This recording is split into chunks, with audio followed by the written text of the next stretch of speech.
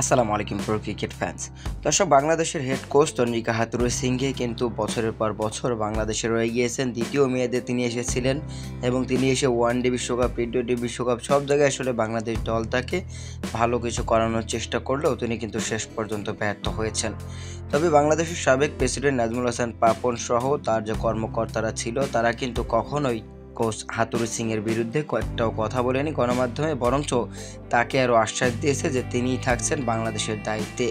কিন্তু এবার কিন্তু সব কিছু উলটপালট হয়ে যাওয়ার পর আমাদের ফারুক আহমেদ, তিনি কিন্তু বর্তমান বিসিবি প্রেসিডেন্ট, এবং এই হাতুরু সিংকে নিয়ে কিন্তু বেশ কিছুদিন আগে একটা কথা বলেছিল নাজমুল আবেদিন ফাহিম স্যার।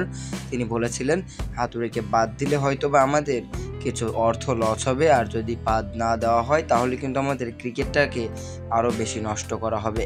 তো সেই কথা ধরেই কিন্তু ফারুক আহমেদ মানে বিসিবি প্রেসিডেন্ট, তিনি কিন্তু গতকালকে একটা কথা বলেছেন। তিনি বলেছেন আমার টাকা লস হোক কিন্তু ক্রিকেটটাকে নষ্ট না করা হোক। মূলত হাতুড়ুকে বাদ দেওয়া প্রসঙ্গে এরকম একটা কথা বলেছেন। জাস্ট এইটুকুই, এই কথাটুকুর মধ্যেই কিন্তু অনেক কিছু বোঝা যাচ্ছে যে বাংলাদেশ যে পাকিস্তান সিরিজ খেলছে এবং সেই সিরিজ খেলার পর চন্ডিকা হাতুরু সিংকে হয়তো বা বিদায়ও জানাতে হতে পারে বাংলাদেশ ক্রিকেটকে।